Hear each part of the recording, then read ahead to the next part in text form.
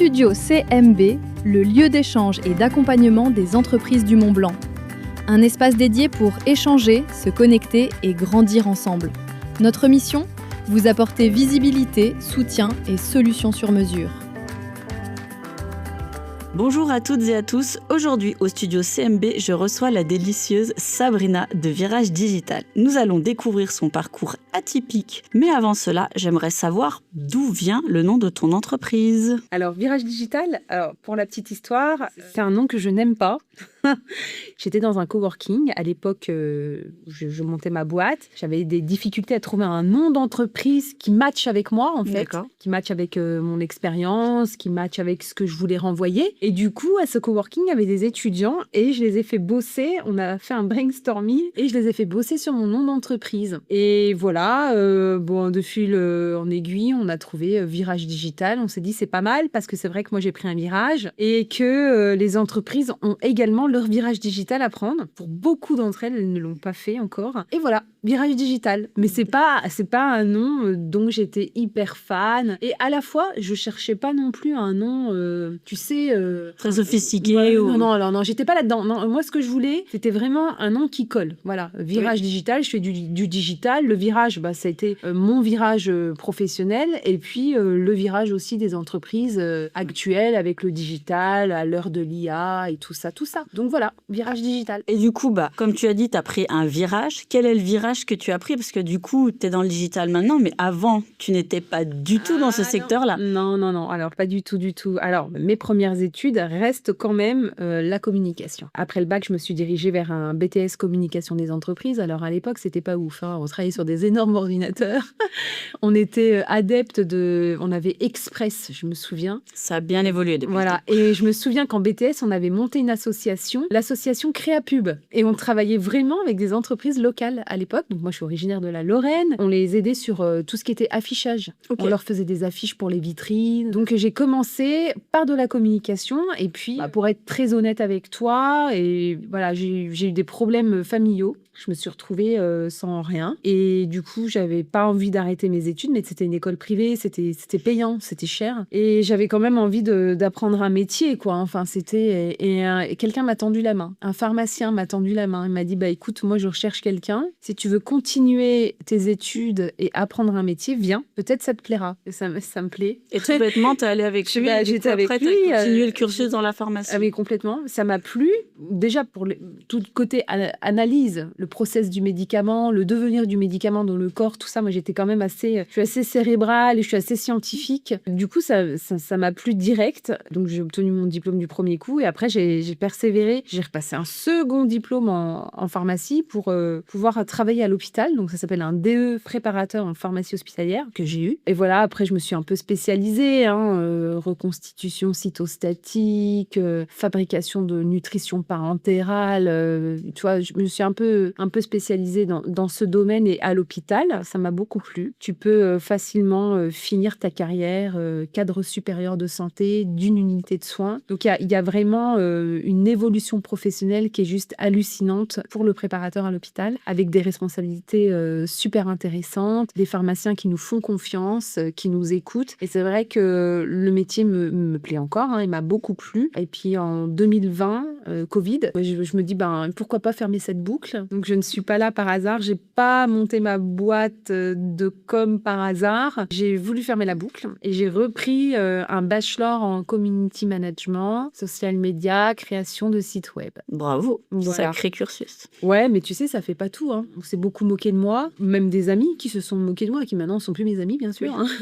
T'as dû avoir des réflexions, genre tu repars en études à ton âge. Oui, j'ai eu ça, ouais. Puis community management, c'est nul. Il y a beaucoup de gens qui font ça. Alors oui, je peux les rejoindre, il y en a beaucoup qui le font, mais est-ce que tout le monde le fait bien ? C'est un autre débat. De toute façon, j'avais beaucoup de choses à apprendre. Moi, le diplôme, il me le fallait. J'ai validé ce diplôme avec des stages en entreprise. D'ailleurs, j'ai fait mon stage à marketing digital à l'Office de tourisme des Carreaux et communication publique à la mairie d'Arrache-la-Phrase. Donc voilà, j'ai des gens qui m'ont quand même ouvert...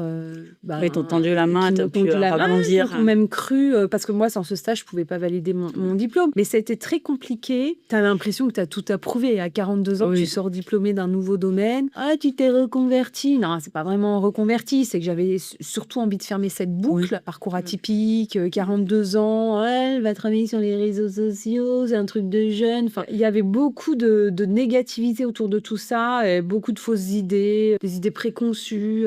Après, voilà, la réalité, elle est là. Hein. Les entreprises, pour travailler, m'ont pas ouvert leurs portes. Hein. J'ai envoyé des CV, j'ai répondu à des offres. Hein. Mais non, profil atypique, 42 ans, bah, t'es plus bonne à rien, on va te mettre à la poubelle.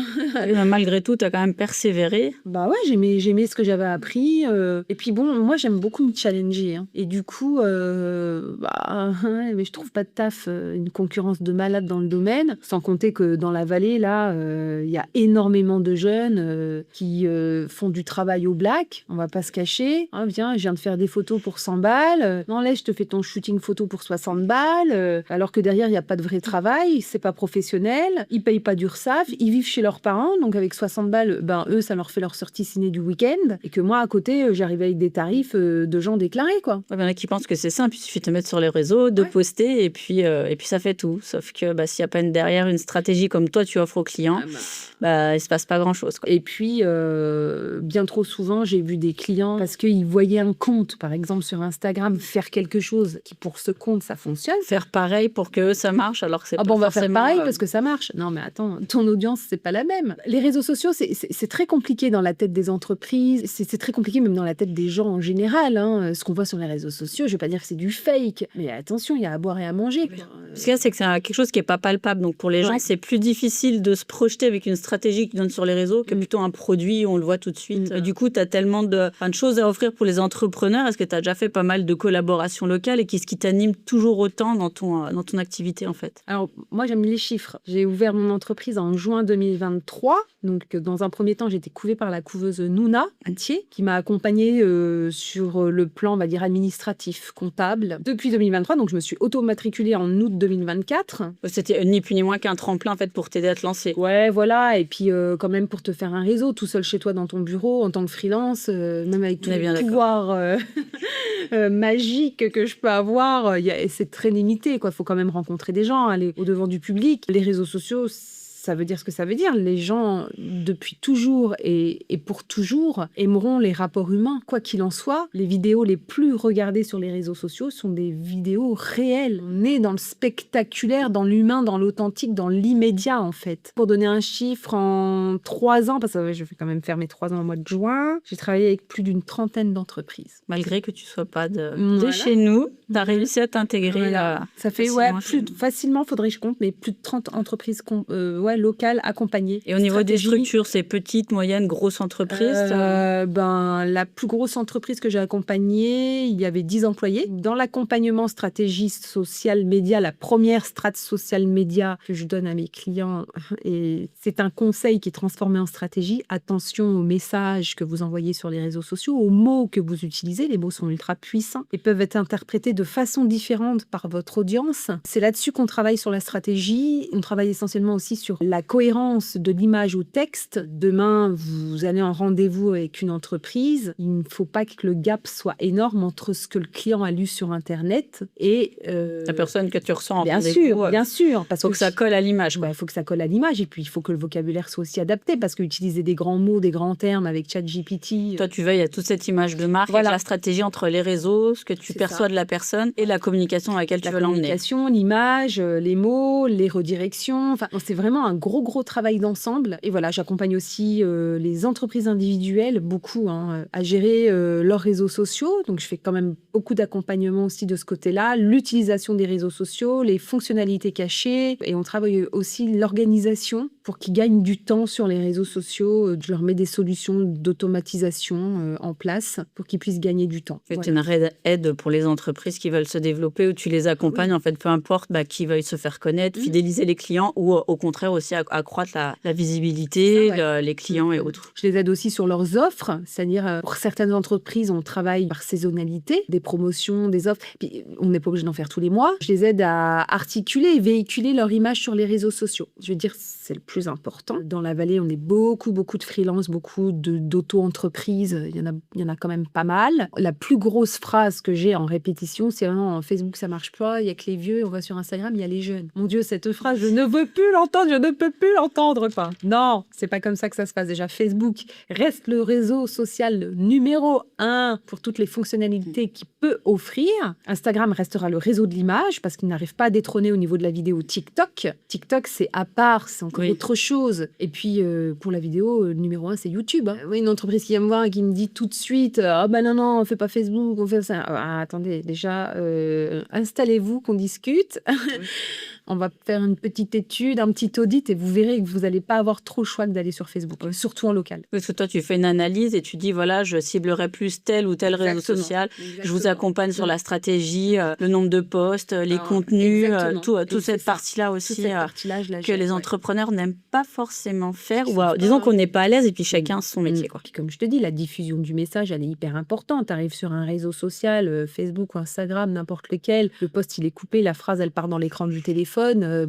C'est pas dingue, quoi. Les couleurs, ça fait petit poney. Calmez-vous avec vos logos aussi. Les fautes d'orthographe qui pleurent, mais c'est vrai que le pouvoir des mots, comme tu dis, c'est vraiment important parce que ça peut aller très loin. On peut dire ce qu'on veut, on peut dire ouais, le mot authentique et tout. Mais bon, moi, demain, je vais acheter quelque chose à l'épicier du coin. Bah, véritablement, si l'épicier n'était pas humain, que c'était un robot, je ne sais pas si je lui achèterais quelque chose. Donc, c'est pour ça que je dis sur les réseaux sociaux, attention avec l'utilisation de votre logo. Vous n'êtes pas une grande entreprise, vous n'êtes pas une multinationale. Attention, montrez-vous, même si vous n'avez pas envie de vous montrer, vous ne voulez pas vendre vos produits sous cette forme-là. Mais la photo de profil sur Instagram, qui est quand même le réseau de l'image, c'est vous, quoi. Oui, puis après, il n'y a pas forcément besoin d'une photo posée. Ça peut être une photo de profil, quelqu'un en train de travailler, mais qu'on voit quand même le visage, qu'on puisse reconnaître la personne. Quoi. Moi, la plus belle image que j'ai, c'était un menuisier qui travaillait le bois et en photo de profil, justement, il avait mis ses mains en train de travailler le bois. Magnifique photo, très représentative de son travail. Ça, c'est un super exemple. À chaque fois, je dis, là, il travaille la matière et tout, c'est une jolie photo de profil. Toutes les entreprises ont une carte à jouer sur les réseaux sociaux. Aujourd'hui, depuis un petit moment maintenant, si t'es pas présent sur les réseaux sociaux, ça n'existe pas. Moi, tu vois, on a le discours aussi. Moi, j'ai des pros qui me disent, moi, les réseaux sociaux, j'en ai pas du tout parce que mes clients ne sont pas là et on ne me cherchera pas là-dessus. Eh ben, il a tort. Parce que je vais donner un exemple de mon beau-père qui a une entreprise depuis 30 ans, qui n'a ni site internet, ni fils Google, ni réseau social. Eh ben, il n'y a pas plus tard il y a 2 mois en arrière, j'étais en train de traîner sur un groupe Facebook local. Qui c'est qu'on était en train de chercher? Lui. Mon beau-père. Ah, mais je lui attendais, je le connais. C'est mon beau-père. Donc, c'est quand même dramatique. Il y a quand même quelqu'un qui a posté, il est mort. Non, il n'est pas mort. Ah non, il est bien toujours là. Il est toujours là, toujours en activité. Donc, tu vois, la puissance des réseaux sociaux. Les gens ont peur. Moi, on m'a dit, les réseaux sociaux, c'est bien. Mais limite, ils pensent qu'il faut tous les avoir et qu'il faut poster tous les jours. Non, moi, je poste pas. Je fais 3-4 000 vues par mois sur Instagram. J'ai pas le temps de poster. Il faut savoir aussi que la plupart de mes clients, ce qui m'achètent, moi, c'est du temps. Et vu que tu prépares les posts pour tes clients, tu peux pas forcément faire des posts pour toi aussi. Tu peux pas être au four et moulin. C'est compliqué, mais je like, je fais de la veille sur les réseaux sociaux, je commente sur les réseaux sociaux. Et donc, ma visibilité, je l'acquiers aussi comme ça. Hein. C'est toute cette partie-là aussi qu'on voit pas, parce qu'on voit sur les réseaux sociaux tout ce qui est contenu, les photos, les carousels, les réels. Par contre, on voit pas le travail que toi, tu fais de fourmi, je dirais, derrière, où les petits likes, de commenter, d'aller envoyer un message. Et ça prend énormément de temps, j'imagine. C'est très chronophage. Hein. Je sais pas si tu regardes, c'est Caroline, comment c'est l'influenceuse sur LinkedIn, Caroline Mignot. Elle disait, les réseaux sociaux, il faut être là au bon moment. Pourquoi? Pour pouvoir pratiquer ce qu'on appelle la méthode de cannibalisme dans la visibilité. Donc, la méthode de cannibalisme dans la visibilité, c'est un post très, très intéressant sort, tu es le premier à liker et à commenter. Comme ça, les entreprises qui vont arriver, la première qu'elles verront, c'est la tienne. Ça s'appelle la méthode de cannibalisme en communication. C'est pas pour rien qu'il faut liker, commenter. Puis d'ailleurs, il y a un truc qui est très bien maintenant sur LinkedIn. Maintenant, sous tes commentaires, tu vois le nombre d'impressions que le commentaire a fait. Donc ça, c'est hyper intéressant. J'ai fait un commentaire la semaine dernière, il a fait 500 vues. Il faut passer du temps sur les réseaux sociaux. Pour être vu, il faut être là. Et aussi bien accompagné. Et c'est ça, l'importance d'être bien accompagné. Moi, j'ai vu des trucs terribles, et encore maintenant, des bars qui font de la pub pour de l'alcool sur les réseaux sociaux. je vous mets en garde. Vous avez beaucoup de chance de ne pas avoir l'amende encore.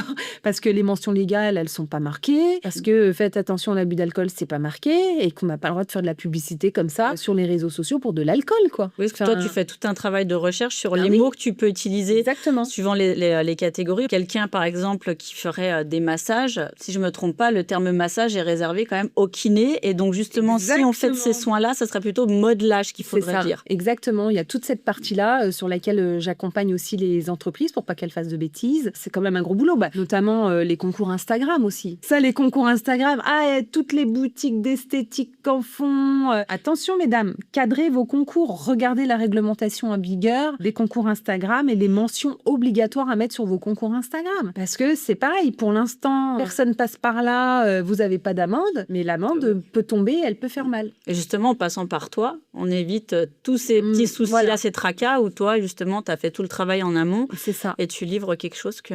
Là, pas plus tard que la semaine dernière, j'ai vu un magasin qui avait mis solde. C'est pas les soldes, les gars, là. On n'a pas le droit d'utiliser le mot solde. On utilise le mot solde hors solde, c'est 25 000 € d'amende. Donc bon...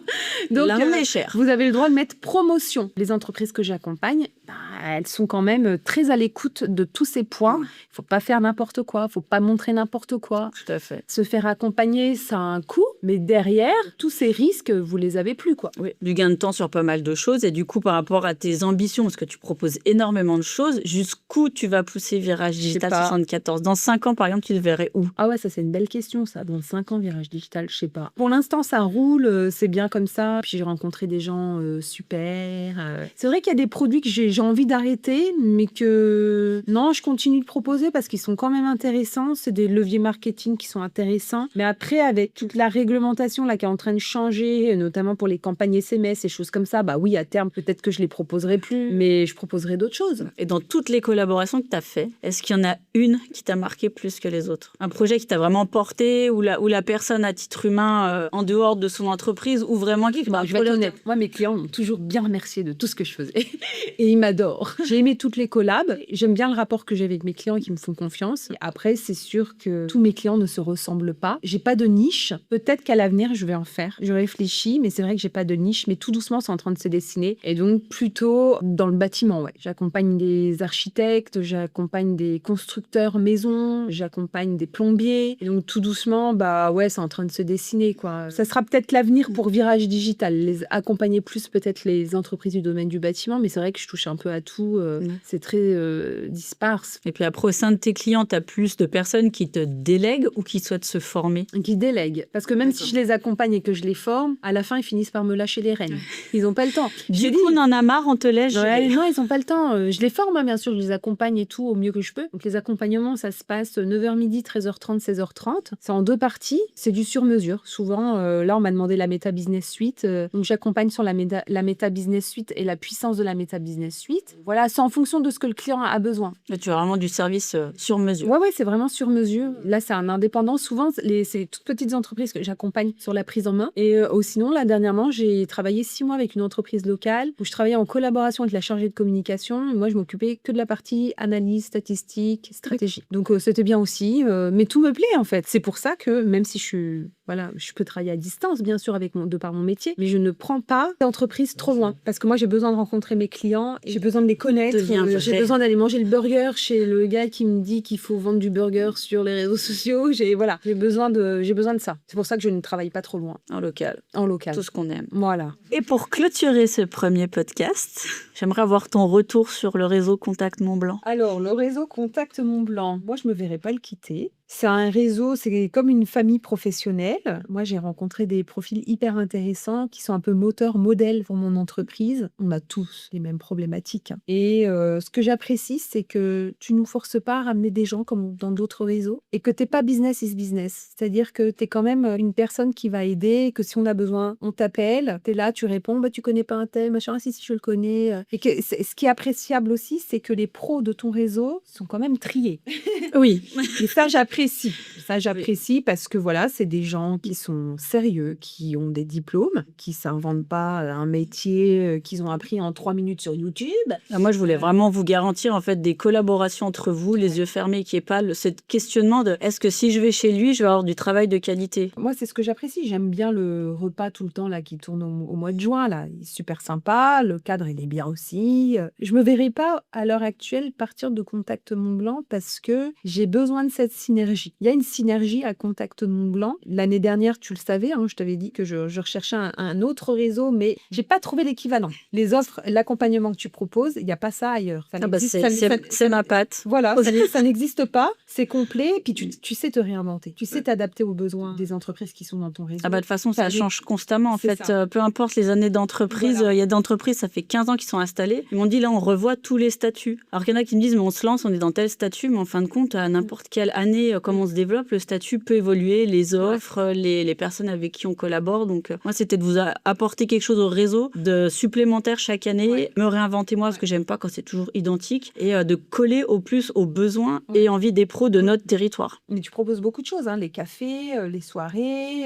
tu proposes quand même beaucoup d'événements qui vont venir aider les entreprises avec des sujets qui sont hyper intéressants et qui sont humains. Le but de ces 14 temps forts que j'organise, c'est vraiment que vous ayez un lieu où vous rassemblez, qu'on puisse parler de thématiques qui vous touchent de près ou de loin et de vous aider à vous développer, que ce soit dans la communication, votre gestion administrative, tout ce qui est la retraite, parce qu'en étant indépendant, on sait que la retraite, on compte sur nous, pas sur les autres. Et du coup, c'est important de vous proposer ça. Moi, maintenant, c'est vrai que c'est des sujets qu'on aborde très souvent. L'entreprise locale, la petite entreprise locale, personne ne l'aide. Moi, de l'aide, j'en trouve à Contact Mont-Blanc. Mais ici, là, en local, si, on va aider le copain de machin, de copain qui connaît. C'est pour ça que le réseau est là. Merci Priscilla. Merci à toi. Donc, pour clôturer ce premier podcast, si vous l'avez aimé, je vous invite donc à nous suivre sur les différents réseaux sociaux et à vous abonner à la chaîne. Studio CMB, le lieu d'échange et d'accompagnement des entreprises du Mont-Blanc. Un espace dédié pour échanger, se connecter et grandir ensemble. Notre mission ? Vous apporter visibilité, soutien et solutions sur mesure.